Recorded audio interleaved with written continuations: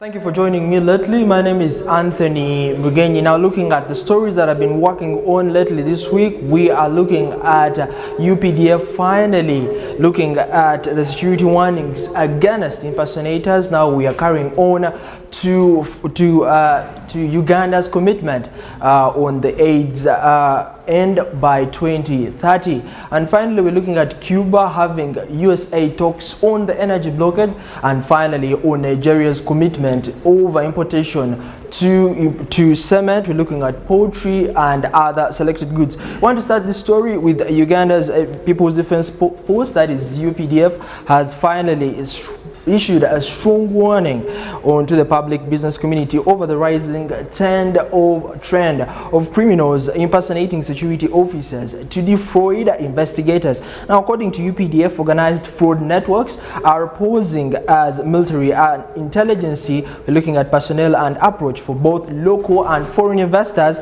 into the tenure with fake security related contracts and investment desks. Now, the warning was issued by the Acting Director Defense of Public Information. You're looking at Colonel Chris Magezi, who said that the criminals are using forged identities of senior officers to build credibility and pressure onto the victims in the financial commitments. We're looking at officials that say that the imposters often claim they are insecure into the government security concerns, onto the training deals, and finally into investments onto the protection services. We're looking at especially into the docket targeting international companies and looking towards for operation in Uganda. Now, in several documents across, the victims were finally ruled out into the multi-million-dollar agreement based on the development and further onto impersonation of higher rank officials and military figures, and this has so much targeted onto trust and urgency around details. Now, UPDF finally notes that at least 18 impersonators related to the cases were recorded over the past year, and alone with losses running into billions of shillings with fraud schemes around the world nationally. That covers it for UPDF. Now, moving on to more stories still in the docket. Now we're going to Uganda still here. We're having a commitment under the Ministry of Health, and that is Uganda has reaffirmed its commitment to eliminate AIDS as a public health threat by year 2030. Now, the Minister of Health, Dr. Ruth Cheng, has finally said the country is now steadily advancing towards globally HIV targets. Now, Dr. Cheng has so much emphasized that Uganda is aligning its national responses with the UNAIDS. We're looking at 95 on 96 strategy that aims at 90% of Ugandans will be living with HIV, not with a status of negativity to those diagnosed to the treatment, and by 90% of these treatments to achieve on viral or suspensions on the framework further onto the central globe of the world in the region basis by 2030. Now, finally, Uganda still asserts that currently it carries one of the highest HIV burdens in East Africa.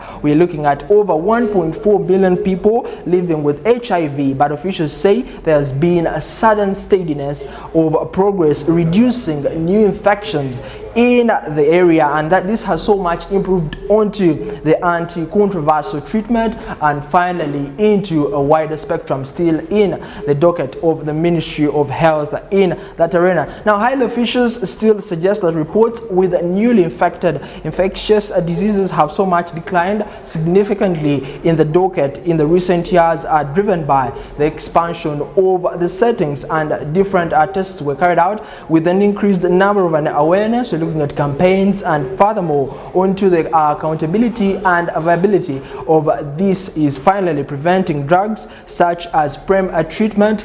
You can call it the PREM in the docket of a treatment that has so much improved as much as more onto the patients enrolled in the long-term arena still across the country. Now, Uganda's HIV response still has condemned and finally restricts onto the use and abstinence residents within the area. Now, the Ministry of Health also continues to emphasize community-based interventions with including the outreach, still testing, prevention programs still going on, and further targeting young people onto a wider campaign to reduce on stigma into the related areas of the country. Now, this has spotted onto major barriers to early diagnosis in the treatment of the adherency on HIV-related consequences. Now, Dr. Ruth Chang finally noted that Uganda's progress is highly linked to a broader healthy system service infectious that so much accommodates young women in constant treatment and adherence still on rural areas, and funding groups to adhere to the support that has been strategically into the shift of UND-AIDS cooperation still and the treatment. Now, as of the 2030 deadline, we expect approaches, as Uganda says, it is now entering what it calls as a final escalation into the phrase, and focusing so much on closely remaining into the docket of an HIV-free country by 2030. Now, that covers it for the Ministry of Health, and more expectations still in the docket run onto Uganda's commitment. Now, we're looking at abroad on different peace talks that were carried out. We were looking at USA over the energy blockage. Now, this has come to the notice of the government of Cuba, has finally confirmed that it has held highly talks with officials of United States into the aimed address on the ongoing energy blockage that has severely strained the island's economy. Now, this has come to the authorities of Cuba that say that discussions are forced onto finding possible solutions to the long-term disrupt of fuel and energy restrictions that have significantly reduced Cuba's ability to import oil and stabilize onto national power rigging. Now, this has probably moved on to more talks reportedly that took place in Havana, still involving USA-related services, USA Department of State, and further onto officials in Cuba and foreign ministries representatives taking mark onto the ongoing direct diplomatic engagements between two countries in the recent years. Now, furthermore, onto the center of the negotiations, we're looking at USA policy restrictions on energy supplies, and further onto shippings to Cuba related into the tenure. Proper measures have so much been distributed to a wider spectrum of shortages in fuel. We're looking at rotation and finally the prolonged blackouts across the island. Now, Cuba officials have described this retention and restriction as form of economic pressure that is affecting the entire population, and we are pushing further to remove onto any priority condition in any further engagement and agreement to the continuum. Now, the talks come to an end as time with Cuba is facing one of its most serious economic rises into the decades, with shortages of fuel. We're looking at serious impact onto transport systems and further onto the electric generation into the tenure, and economic reforms into Cuba, further including governance and more onto the awareness of human rights into the concerns. Now, developments also further reflect into this tenure as continuous shifts have been contagious towards diplomacy after years of heightened tensions with the previous administration for Cuba, inclusive with more engagements that sanction limited trade flows. Now, the current engagement also signals a disparate movement on two political differences and the idea for both sides to work under pressure to find a practical solution to enable onto worsening the economic conditions. Now, that covers it for Cuba, and the energy blockage is still in the relation to USA-related talks on Cuba to enable efficiency in the community of Cuba as follows. Now, finally, in our docket of TV1 News at 12. We're finally concluding with Nigeria. The government of Nigeria has finally announced a major trade policy shift, imposing onto restrictions of the imported goods. We're looking at several key products into the highlight.